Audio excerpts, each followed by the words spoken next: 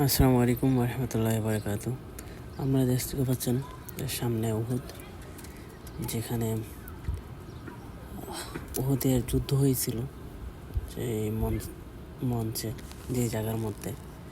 আর এখানের মধ্যে আজকে আসলাম, অনেকদিন পরে আসলাম। মদিনায় আছি অনেকদিন, বাট অনেকদিন পরে আসছি।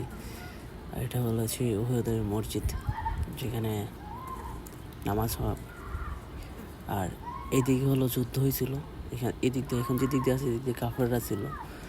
আর এখান থেকে ঘুরে ঘুরে পিছন দিকে আসছিল কাফেররা, যে ওদের যুদ্ধের সময়।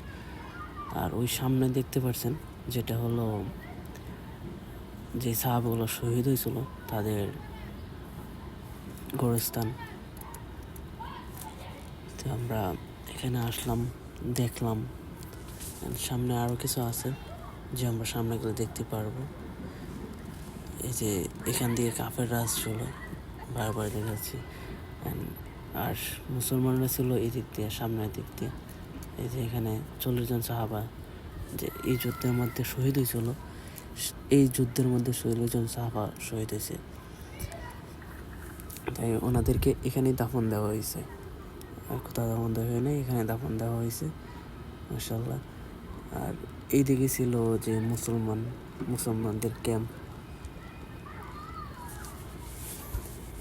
মুসলমানরা এদিক দিয়ে ছিল। আর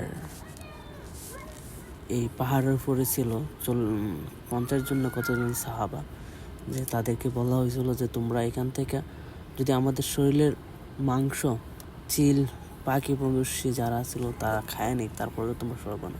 কিন্তু তারা থাকে নাই, সরে গেছিল। তো সেই জন্য এই যুদ্ধের মধ্যে 40 জন সাহাবা শহীদ হয়েছিল।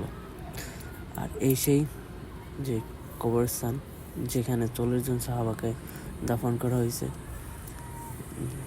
মাশাআল্লাহ, এখানে আসলে আপনারা একটা সুন্দর একটা সুঘ্রাণ পাবেন, যেখানে